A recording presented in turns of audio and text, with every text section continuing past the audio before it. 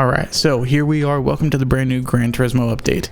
It's been out for a few days now. I've been trying to put some time with it and really enjoy it. Try to put this car particularly through its paces, and to be honest, I really enjoyed this.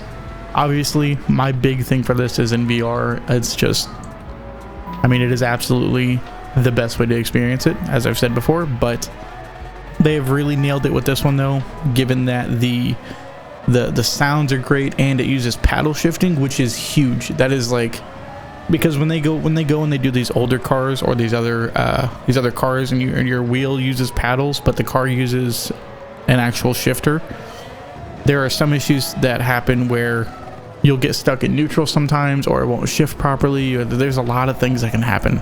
It's really annoying, and I was worried that this car was going to be one of those ones. I mean, you still clutch and then shift, but when you do it in those cars that use the gearbox shifter, it is just a nightmare if you don't have an actual gearbox to do it with, which I don't. So the interior of it looks amazing. It drives beautifully. It handles well. I know that they've updated the settings for the F1 cars in general, and that's been really good. So overall, I really am enjoying this car.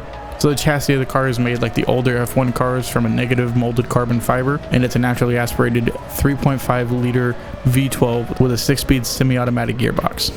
I think it's great that the game offers a lot of information about these cars, especially if you just want to learn about them and you want to look through the history. It's really good. That's really nice. But what you're seeing right now in the background is going to be my first, like, I think I played like 3 hours probably with this car. And for me personally, something else that's been a really big issue of mine is when I try to do some online races, I'm having a really hard time getting out of the bottom ranks. It's just not going great. Sometimes I'll have a lot of time to put into it and I think I'll do better, but for the most part, I've been really messing with the custom race settings and trying to really push myself to be better at these custom races, and that's been really fun too. It's not near as good of a payout, but it's fun. Plus, if you complete all the circuit experiences, you'll get better payouts for the custom races, and that's a good reason to go through and complete the circuit experiences too. So I'm trying to really extract everything I can from this game, and I think I'm doing an okay job. Something about the handling of this is like, it is so smooth. Whatever updates they've done or whatever they have changed, it does really good. This is the only F1 car that I've tried in a while. And then a couple other things that they did was some of the updates to the Gran Turismo Sophie. Honestly, it is really difficult. If you have your difficult settings set all the way up and you're doing it on a wheel, if your car is not properly tuned especially, this is like a good way to really get into kind of the idea of the online racing. It's really difficult for me to get ahead of these cars, and it does force me to go and learn the proper tunings, and I got to go and figure out like what to put on these cars and how to make them quicker and how to be quicker. Of course, if you want to kind of just, roll your way through it, you can just turn the difficulty down and do it, and it's probably pretty fun. But I think the integration of Sophie, the AI, that's going to be like the next big step, I think, because people who don't want to deal with the toxicity of online races, which is really bad most of the time, you really can just go through and challenge yourself with these other cars and these other racers that does feel realistic enough to get the challenge there. So an issue I had at the very beginning of the game was I would level out cars and get them kind of built up really good, and then when I would go and race another championship or two with them, it would just be like a landslide win. And of course, I didn't realize that I didn't even have the difficulty turned up that high, but I felt like I was winning really easy. Like the small speedway tracks and stuff, those can be really difficult if you put like GT3 cars on the speedway track with Sophie AI or with the professional level custom races.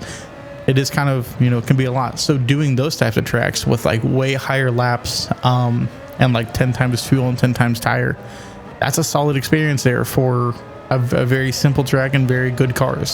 So that's the kind of thing that I think I'm going to start really enjoying more of rather than the online races. Of course, I'll still try to do some of the online races. I'm constantly fighting the ramers and confident enough in myself, and I know I can spend more time on qualifying too, but I feel like the time I get more confident in myself, I just kind of waste time. Like I get there and then it just wastes time, and I don't have a lot of time to play, so it's not like it's endless. I'd rather get on and enjoy a couple laps with the AI on even like crazier races. We can do kart races around high speed ring or whatever, like that might be funny, but that kind of thing I think is more fun. Also, I think I'm going to start really enjoying the rally races too. I feel like those are going to be good. I have small plans in mind for getting the sequential shifter and the handbrake and the regular shifter for my Moza setup, and potentially building out a rig too. Once I find this second job, that's kind of be what my next step is. So Just a couple notes on the physics model here. It says reduced sudden changes in behavior when driving over bumps and uneven surfaces. So it's not near as like twitchy, I think, and I noticed that too when I was playing. So the other thing too is obviously every time they do an update, the performance points for cars is always adjusted. So whatever cars you have, you'll have to probably retune a little bit, but it's pretty good. And then there's also, it looks like the World Touring Car 600 events for Red Bull Ring, Suzuka Circuit, and Dragon Trail have all been adjusted, as well as the circuit experience times. So this means that a lot of this is going to be a lot harder. Yeah, so License Center have adjusted the target times for all license events, as well as updated all demonstration replays, and the ranking boards have been reset. The game is a little bit harder now. It's sort of adjusting to everyone who has been playing for a while now and getting quicker and can kind of make these things easier. Now it's a lot harder to do, so that's a good thing. Just more challenge is better for everyone. So Polyphony, I think, has done a great job with this. So they've also added a fair amount of engine swaps too, which I don't think I've seen a lot of people talk about. I'll link to these notes in the description, but I'll go through a couple of the big ones here. So 911 GT3 RS, the R5 Turbo is going to be good too, and then you've got the Preza WRX edition and the Alpine A10. So you can do engine swaps now for all of these, which is great. Especially because winning engine swaps is usually the easiest thing to win. So the default aerodynamic settings for the Group 1 cars and some race cars have been updated, and some of the default suspension and differential settings for some road cars. It doesn't list which cars for that, but I will link this in the description and you guys can check it out there. So this was a pretty big update. It was really good to get a bunch of new cars. Maybe I'm overlooking, I think the Toyota is going to be really nice to have to use for these slower races. I just, everyone wants more of the Gran Turismo type car that we just got. Everyone wants more of the World Touring cars, or like a different manufacturer, put a different car group in there.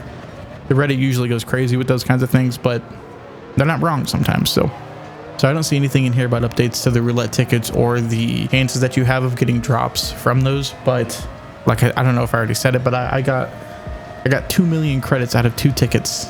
Which is crazy because I've never won the 1 million credits before, and I just won 2 of them in a week. So that's really crazy. That's pretty much everything for the update. I am really excited for this next step for Gran Turismo. I did see some other small news that it looks like they were working on a GT7 port for PC, and it looks like that has been canceled. But to be honest though, I think most of the community prefers that it doesn't get ported to PC. I don't know how to say it. There's a good barrier there that I think exists between everything that sim racers can do on PC and then Gran Turismo 7.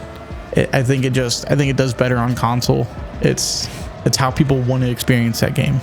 That's my 2 cents on that. I know this is kind of just a ranting video, but I enjoy this game so much, and I really want to see it continue to grow and be good. So if you guys enjoyed this video, please drop a like and a comment and let me know. Let me know your takes on some of these things. Like, what do you think of the new updates? What do you think of the new physics?